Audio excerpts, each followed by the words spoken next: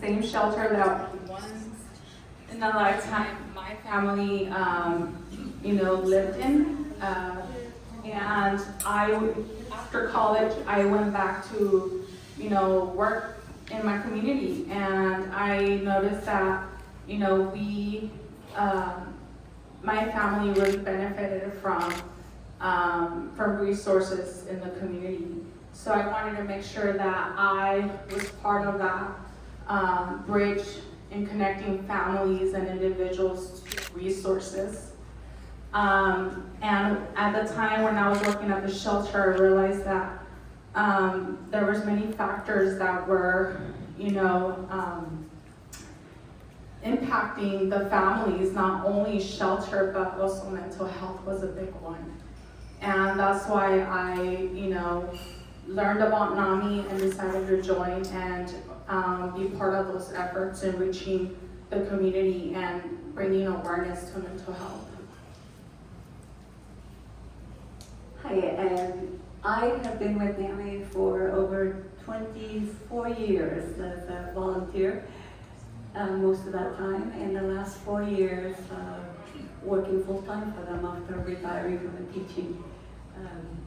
But what brought me to NAMI was my oldest son's diagnosis, and NAMI was there for me, so it gives me a lot of pleasure to be there for other families now.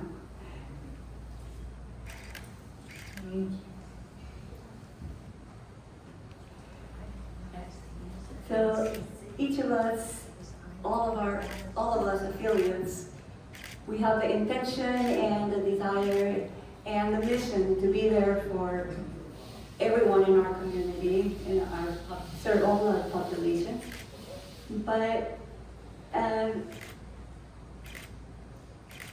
when we looked at our values, which is where we always start from, our values of hope, inclusion, empowerment, and compassion, it jumped at us that we were missing inclusion in addressing the needs of our entire population. Because if you know anything about our demographics in Santa Cruz County, we have 36% of our population is Hispanic. And our services have been centered mostly in the North County, where it's predominantly English speakers. And most of this Hispanic population lives, or 75% of them live in South County. So we needed to make some changes in order to reach all these people and introduce them to the hope that NAMI has to offer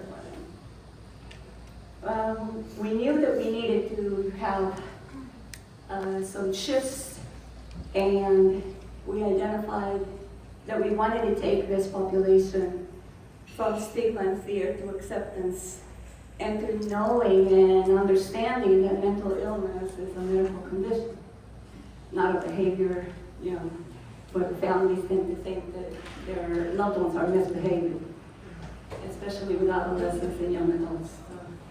So, we learned that a lot of the families were suffering in silence. We needed to take them from despair to hope and to healing. And surprisingly enough, after NAMI had been in our county for so many years, there were so many people who had no idea that NAMI existed or what we had to offer for them. And so we needed to teach them and bring them in. Then our goals were from fear of the unknown to empowerment through knowledge, especially when they were in a crisis. Families didn't know what to do.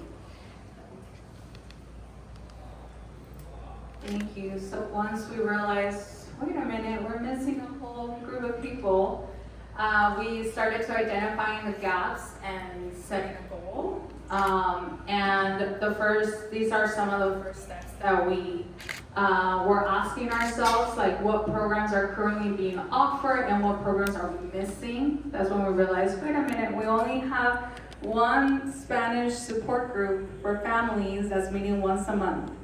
And we had like 10 English programs. So we realized that needed a change. And then what are the demographics of our county? So that was really important for us to know where our focus was going to go in, and who are the underserved populations we're trying to reach. We also gather feedback from our Spanish-speaking volunteers and participants. At that time, we did have some pioneers in our affiliate, and we wanted to get their input. Like, how do we do this? Where do we start? We also met with community leaders, like the city council members, those that are really engaging with this population. We really wanted to get their feedback and ask them, like, where should we start? Like, what events can we attend to reach this community?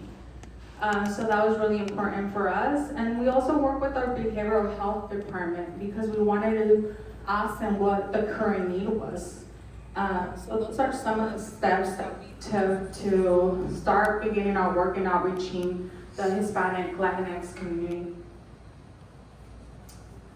And then after we identified the gaps, we developed a plan. So we realized before we used to be a team of 2 people, and we realized that we really wanted to hire bilingual, bicultural people. So we wanted the organization to represent the community, the county. And so now that's our team. We are missing a couple of people in this picture. But we've been growing for the past 4 years, and we've been really excited that now we have the capacity to continue to reach more people. We also increased our outreach efforts to introduce NAMI to the community. So we started to table at farmers markets. We started to go to places where people were gathering. So that was important to develop a plan. And then part of our plan was to build trust and rapport, and create culturally relevant content. So we realized that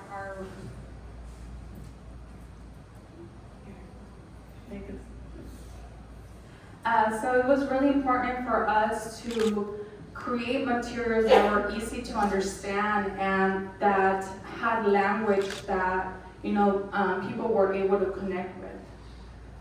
We also addressed the cultural differences, so we wanted to make sure that our spaces were safe, and that we really express confidentiality in our support groups and our programs, so people felt comfortable in reaching out to us. I'd like to share with you some of the strategies that we used that were useful not only for this population that we were trying to reach, but it could be applied anywhere as well as you know. And to reaching out to community partners and neighboring NAMI affiliates, we worked a lot with different community partners, and I'm thinking of Noeli can speak a little bit more about the community partners in the loop. So we wanted to, again, reach out to the key community partners and our neighboring affiliates to really, start the conversation and get their feedback on how we were gonna do this. So it was really important, and not only that, but a lot of our city councils didn't know about NAMI as well, so it was an opportunity for us to also invite them to learn about NAMI and share this information with their peers. So it was really important for us to connect with them because we wanted them to also learn who we were and what we were trying to do. Yeah, we participated in community outreach. Working with Second Harvest was really useful for us. They allowed us to go into the food distributions and hand out our information. And when we couldn't be there, they would include the flyers in the boxes of food that they would hand out. Going to the farmers market was incredible for me personally, because I could see week after week how people first would look at our sign, then they would, next week they would get a little closer, and then by the time they get familiar with us, and then they start opening up. So opening up the conversation with them was really a great thing to do.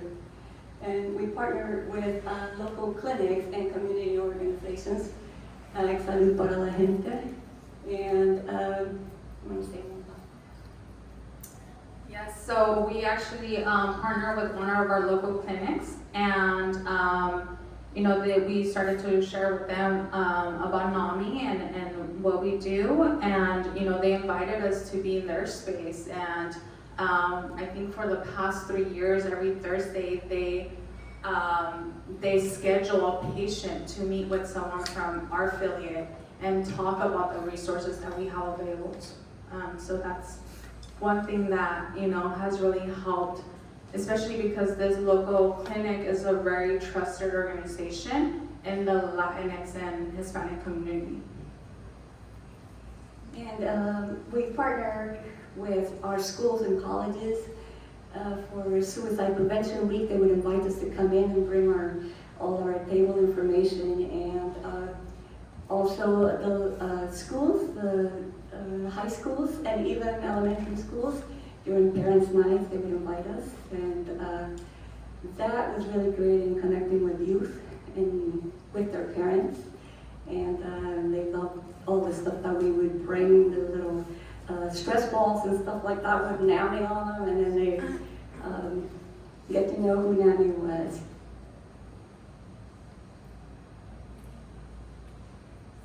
I already spoke with you about Second Harvest, but distributing materials to our local merchants, they allowed us to post our flyers or hand them out, put them on the windows. And one of the things that I found that was really useful was opening a conversation by sharing my lived experience. I have a son, and it's been difficult, and then people start opening up, as you well know. And then having an awareness of the community taboos, knowing not to push too fast, too hard, and just go easy on whatever steps they were taking forward and walking with them. Pandemic? Yeah, another strategy was, so unfortunately, we went through the pandemic, but our community was also impacted by floods last year. So, we really want, and the fires. So all three really impacted our community. So we really wanted to make sure that we were not only there to provide mental health services, but we were also providing them with other resources that were, community effort to help them through this tough time. And because we went through the pandemic, then there was fires, and then we had floods last year. So our community was going through a lot. So we really wanted to be hands-on. We were there where the community was getting donations, from toilet paper to, I believe Alice even helped a family that, had lost all of their belongings in the flooding, and they had nowhere to go. So we provided them, like, every community member was like helping families, with hotel voucher, things like that. So we also not wanted to help them in connecting them to mental health, but also just like, what are your current needs? Like, where can we help? Like, how can we be there for you now? And we realized that we really needed to be hands-on.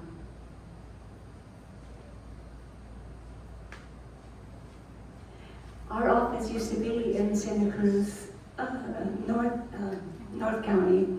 So to make ourselves available more to the community, we were able to relocate our offices to South County. And we're in Watsonville area, Corralitos, all that area there. And make ourselves truly available to the community. We started having office hours where you come in, and in addition to all of the outreach that we were doing. Can you go back to the slide? I also want to add, it was also really important for us to have a place where families and individuals could walk in and meet with someone one-on-one.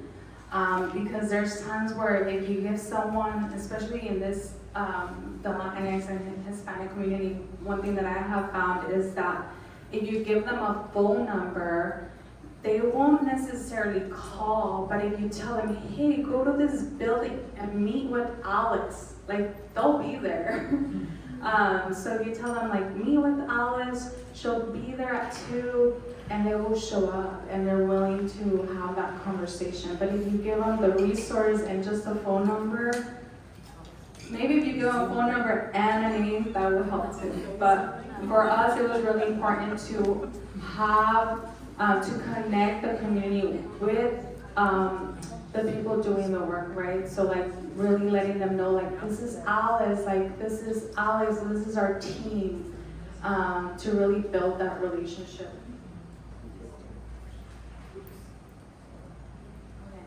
But we did also experience challenges, of course. So stigma being one of them. I remember before the pandemic, I went to my first outreach event and in South County. And I realized that, you know, people will come to my table and they will let me know, like, just so you know, this information isn't for me, it's for someone I know. Because but I got that a lot in the beginning. And then after the pandemic, a lot of things changed. But I noticed that there was a lot of stigma. And so that was one of our first challenges, like how do we introduce people to NAMI and remove that stigma. So we started to upgrade our game when it came to tabling. So we started to do the prize wheel and the self-care goodie bags, and that was more inviting and more welcoming to start that conversation with them. So another challenge was not distributing materials to the right people or locations. So we realized that we really needed to distribute our materials directly with the community that was working closely with those individuals and families. So like that, the information gets passed on faster to them. We also started to table, so I don't know, we mentioned this, but our community is you know, an agricultural community. So we started to go to the fields and table, and we're currently doing that as well. So we were identifying what spaces should we go to, like where can we make the most impact. So that's what we've been doing. And then another challenge was finding the appropriate platform. So at first we were posting our flyers like on Instagram and things like that, but then we found out that Facebook is where, you know, if you have a Facebook ad, that's where, you know, people are paying attention. So I feel like for us, that's where we found out, like the right platform is Facebook. And then schedule conflicts. Another challenge was, you know, our hours. We really needed to think about access and utilization and how would it do both. And that's when we started to ask participants, like, what time works better for you? Like, if we have a support group, does it work better for you on a Saturday morning or a Friday afternoon? And that's where how we've been able to set times in for our programs, because we want to make sure that there's access and utilization within our programs. And then also technology challenges. So as you know, we all moved to Zoom and after the pandemic, and we realized that not everyone was able to connect. So we started to have one-on-one with individuals and teaching them how to use Zoom, how to download Zoom, and really spending that time with them to ensure that they were able to access our programs. So those were some of our challenges. So where are we now? So we have increased visibility in the community. So now you go tabling, people do know of us. Versus before they were like, NAMI? Like, who are you? So now it's like, NAMI's here. More people, community organizers have been inviting us to events. I have been able to say no to some events versus before we weren't part of that conversation. Now I'm even we don't have capacity to do another one this week. So that's a good problem to have. And then we have built trust and rapport with our community, and we're continuing to do that. And then volunteers recruited, so now we have a pool of volunteers that are really there for us to support us in our efforts. And then we went from having one active Spanish program to having Familia a Familia, Bases y Fundamentos, Persona a Persona, Conexión, and family support group for Spanish speakers. And then now we also have a fully operated Spanish speakers helpline. And we realized that that was really important for us to have not till 5 p.m., but also have our helpline available till 7:30 p.m. So when people are off work, where they're like, okay, I had dinner, then they still have time to call and speak to someone. So our Spanish helpline is a lifeline.